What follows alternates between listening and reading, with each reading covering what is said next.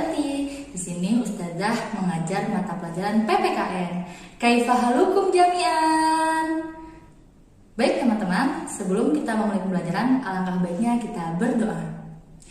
Bismillahirrahmanirrahim. Rabbi zidni ilma warzuqni fahma.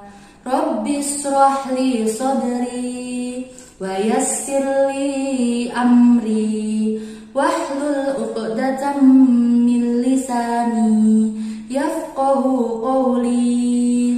Amin ya rabbal alamin.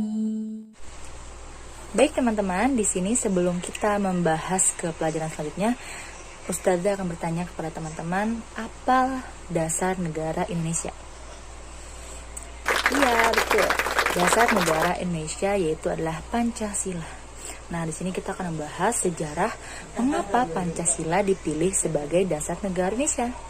Itu meliputi 4 faktor. Yang pertama adalah latar belakang Pancasila sebagai dasar negara. Yang kedua adalah perjuangan bangsa Indonesia untuk mencari nilai-nilai luhur Pancasila. Yang ketiga, masa perumusan Pancasila sebagai dasar negara. Dan yang keempat adalah menteladani sikap, semangat, dan komitmen para pendiri bangsa. Latar belakang Pancasila dipilih menjadi dasar negara Indonesia dan ideologi bangsa Indonesia ini karena yang pertama, Pancasila itu merupakan proses keberlangsungan hidup dan perjuangan bangsa Indonesia, di mana Pancasila itu adalah sebuah bukti bahwa Indonesia itu telah melewati berbagai macam proses, berbagai macam perjuangan sehingga terciptalah dasar negara kita itu yaitu Pancasila. Yang kedua, nilai-nilai moral Pancasila sudah tertanam jauh sebelum kita lahir. Sebelum Ustazah lahir, sebelum teman-teman lahir, itu nilai-nilai moral Pancasila sudah ada sejak zaman dulu. Yang ketiga, mengapa Pancasila dipilih sebagai dasar negara Indonesia? Yaitu karena nilai-nilai bangsa Indonesia itu mencakup nilai-nilai masa depan. Contohnya adalah Pancasila itu dijadikan sebagai pandangan hidup bangsa Indonesia mengenai tingkah laku, perilaku, tata krama, sopan santun, itu pasti akan tercermin dari Pancasila itu sendiri. Maka kedepannya diharapkan dengan adanya Pancasila ini, Indonesia diharapkan menjadi negara yang adil, makmur, sejahtera, dan damai. Baik teman-teman, tadi kita sudah membahas mengenai latar belakang mengapa Pancasila dipilih sebagai dasar negara. Nah, selanjutnya di sini kita akan membahas mengenai perjuangan bangsa Indonesia dalam mencari nilai-nilai luhur Pancasila. Di sini kita akan membagi menjadi 3 tahapan.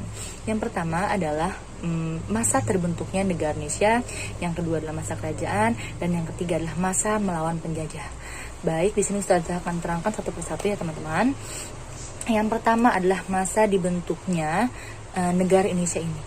Jadi pada awal terbentuknya negara Indonesia, bangsa Indonesia ini sudah menganut kepercayaan, walaupun memang belum berbentuk agama ya teman-teman. Jadi zaman dahulu itu nenek moyang kita masih menganut kepercayaan animisme dan dinamisme. Namun itu sudah terbukti bahwa pada awal terbentuknya bangsa Indonesia ini sudah mengenal Tuhan. Nah, itu yang nantinya akan dijadikan nilai-nilai luhur Pancasila. Kemudian yang kedua adalah nilai kerajaan, di mana Indonesia ini makin terlihat bentuknya.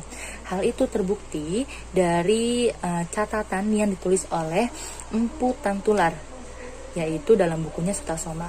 Nah, pada masa kerajaan Majapahit dan Sriwijaya, Indonesia ini makin nyata bentuknya dengan adanya kerajaan-kerajaan dan agama-agama yang mulai masuk ke Indonesia, seperti agama Hindu, agama Konghucu, agama Islam, agama Katolik, dan lain-lain. Kemudian pada masa melawan penjajah, di sini Portugis dan Belanda mulai masuk ke Indonesia pada abad ke-16. Tadinya awalnya negara Belanda dan Portugis hanya ingin mencari rempah-rempah di Indonesia. Awalnya negara Indonesia ini menerima dengan baik. Bangsa Indonesia ini menerima dengan baik, dengan ramah dan menyambut dengan hangat bangsa Portugis dan Belanda. Namun bangsa Belanda dan Portugis tidak dapat memanfaatkan kebaikan orang Indonesia karena rasa ingin lebih dari hanya sekedar meminta, ingin punya rasa ingin menguasai. Akhirnya bangsa Portugis dan bangsa Belanda menjajah Indonesia. Akhirnya bangsa Indonesia tidak tinggal diam. Banyak perlawanan yang timbul akibat penjajahan itu sendiri, seperti perlawanan di Sising Maharaja Sumatera Utara, kemudian dari Imam Bonjol di Sumatera Barat, kemudian dari Pangeran Diponegoro, Sultan Hasan di Banten, dan lainnya.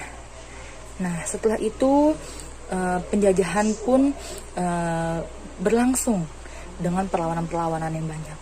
Kemudian dibentuklah organisasi pendidikan pada tanggal 20 Mei 1908 dan diadakannya Sumpah Pemuda tanggal 28 Oktober 1928. Nah, semua perjuangan yang dilakukan oleh bangsa Indonesia untuk mempertahankan Indonesia, untuk mencari nilai-nilai dari bangsa Indonesia itu sendiri, itu yang dijadikan latar belakang sejarah perjuangan bangsa Indonesia untuk menjadikan Pancasila ini sebagai dasar. Yang terakhir, teman-teman, di sini adalah meneladani sikap, semangat, dan komitmen para pendiri bangsa Indonesia. Nah, di sini Ustazah akan mengajak dan memperkenalkan tokoh-tokoh siapa saja sih yang menjadi pendiri bangsa Indonesia ini. Nah, di sini ada namanya BPUPKI. Teman-teman pasti sudah tidak asing ya dengan nama itu. Kepanjangan dari BPUPKI itu sendiri adalah Badan Penyelidik Usaha-Usaha Persiapan Kemerdekaan Indonesia. Nah, pasti teman-teman di sini bertanya-tanya, kapan sih itu BPUPKI dibentuk? Ada berapa jumlah anggota dari BPUPKI? Apa fungsi dari BPUPKI? Dan kapan sidang pertama BPUPKI dilaksanakan? Serta apa yang dibahas dari sidang BPUPKI itu sendiri? Baik, langsung saja Ustazah menjawab pertanyaan yang ada di benak teman-teman ya. Yang pertama, BPUPKI itu adalah buatan Jepang. Dalam bahasa Jepang, BPUPKI itu disebut Dokuritsu Zunbi Chosakai. BPUPKI ya teman-teman, itu dibentuk pada tanggal 1 Maret 1945. Dan berapa jumlah anggotanya? BPUPKI itu berjumlah 60 orang dengan diketuai oleh Dr. Rajiman Widyodiningrat. Kemudian apa sih fungsinya dari BPUPKI? Yaitu fungsinya untuk menyelidiki dan mempersiapkan kemerdekaan Indonesia. Kemudian kapan sidang pertama BPUPKI dilaksanakan? Yaitu dilaksanakan pada tanggal 29 Mei sampai tanggal 1 Juni.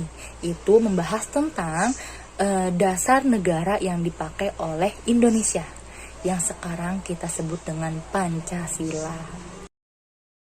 Teman-teman bisa dilihat di sebelah sini. Di sini adalah susunan anggota dari BPUPKI itu sendiri. Dan ini adalah fotonya. Teman-teman bisa melihat ya.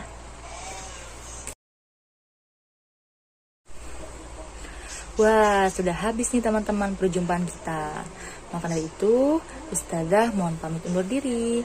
Kurang lebihnya mohon maaf. Jika ada yang kurang jelas, bisa langsung tanyakan ke Ustazah. Boleh lewat grup ataupun japri. Sekian dari Ustazah. Jazakumullah khairan katsiran. Wassalamualaikum warahmatullahi wabarakatuh.